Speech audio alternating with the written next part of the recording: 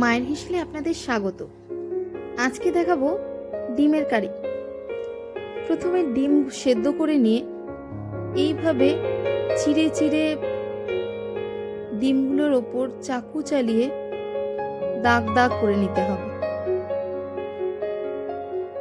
এতে কারিতে ডিমটা দেখতেও সুন্দর লাগে, লবণও ঢোকে, টেস্টও সুন্দর হয়। এরপরে তার মধ্যে দিচ্ছি লবণ, হলুদ, লঙ্কা গুঁড়ো।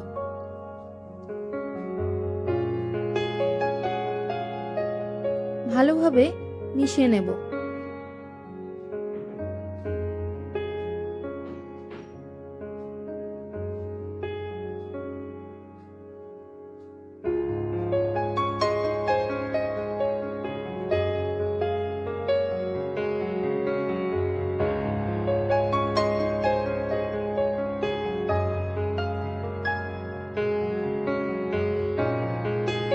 এইভাবে তেল গরম করে ডিমগুলো লাল করে ভেজে নেব।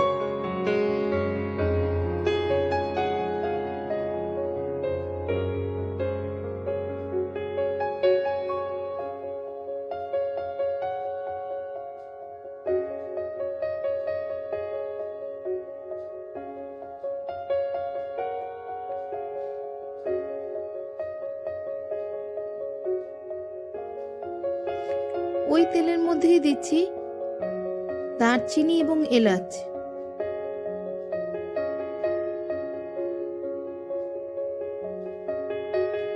এবারে দিলাম পেঁয়াজ বাটা, তারপরে একটু লবণ দিয়ে নিলাম, অল্প চিনি। এরপরে দিচ্ছি টমেটো বাটা,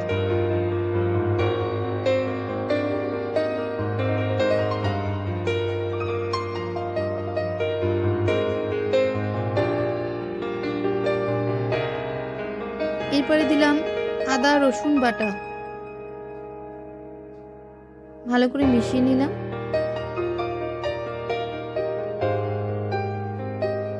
ঝাল লঙ্কার গুঁড়ো, হলুদ গুঁড়ো ও কাশ্মীরি লঙ্কার গুঁড়ো। এবার মশলাটা ভালো করে কষিয়ে নেব।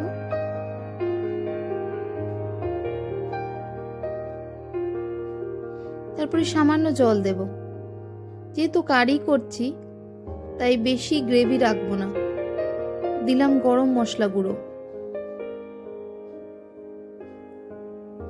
গ্রেভি ফুটতে শুরু করলে এবার ভেজে রাখা ডিমগুলো এর মধ্যে দিয়ে দেব।